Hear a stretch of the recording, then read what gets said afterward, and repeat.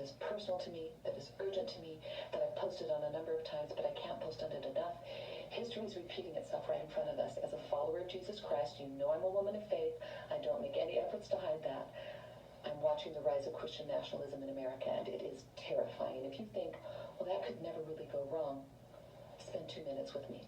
And let's look honestly at what happened in Germany before World War II. I'm coming to you from Germany. I've studied this so deeply.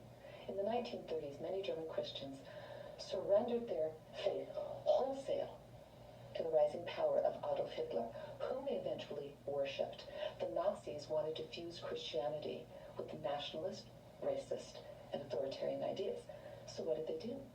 They created something called the Reichskirche, or the Church of the Empire, a so-called Christian church that put the state and, of course, its leader above the gospel. And the tragedy also was that many church leaders who were hungry for power and security, they embraced it wholesale. They twisted scripture to justify racism and anti-Semitism and violence.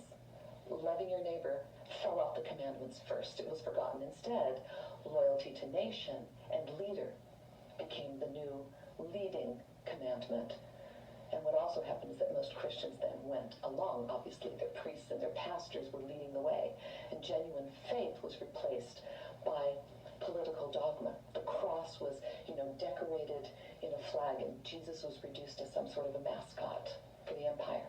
And that is exactly what Christian nationalism is doing today in my home country, in the U.S.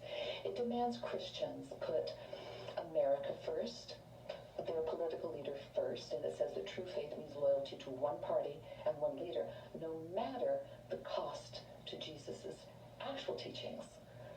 So we see Christian symbols that are used and Christian language that is used to push policies of exclusion and even violence. We see truth bent to fit propaganda. We see a movement that thinks it alone defines what Christianity is and who belongs in God's family and who even belongs in the nation.